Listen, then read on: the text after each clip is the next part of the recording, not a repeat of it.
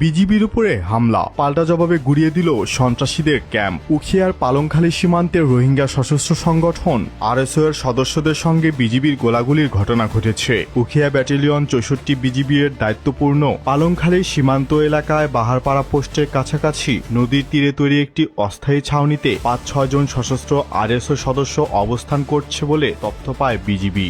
এরপর একটি বিশেষ টহল দল সেখানে অভিযান চালালে সীমান্তের অপর প্রান্ত থেকে তাদের লক্ষ্য করে ৩ রাউন্ড গুলি ছোড়া হয়। আত্মরক্ষার্থে বিজিবি সদস্যরাও এসএমজি থেকে গুলি চালায়। এক পর্যায়ে অস্ত্রধারীরা তাদের অবস্থান ত্যাগ করে বোট নিয়ে মিয়ানমারের অভ্যন্তরে পালিয়ে যায় বলে জানা গেছে। এ সময় তাদের ক্যাম্পটি ঘুরিয়ে দেয় বিজিবি। পরে ঘটনাস্থলে তল্লাশি চালিয়ে একটি G3 ব্যাটল রাইফেল, ৬টি ম্যাগাজিন, ৫১৫ রাউন্ড গুলি এবং একটি ওয়াকিটকি সেট, প্রায় ৪,০০০ পিস ইয়াবা, একটি মোবাইল ফোন, ২টি সিম কার্ড সহ বিভিন্ন সামগ্রী উদ্ধার করা হয়। এছাড়া ২টি আরএসও মনোগ্রামও পাওয়া গেছে। গত সপ্তাহেও মাদক চোরাচালান কাণ্ডে অস্ত্রসহ বাংলাদেশে ঢুকে গুলি চালিয়েছিল সংগঠনটি, যা নিয়ে সামাজিক যোগাযোগ মাধ্যমে বিজিবির ভূমিকা নিয়ে প্রশ্ন ওঠে। তবে সীমান্তে বিজিবির এই অভিযানের মাধ্যমে স্থানীয়দের মধ্যে স্বস্তি ফিরে এসেছে।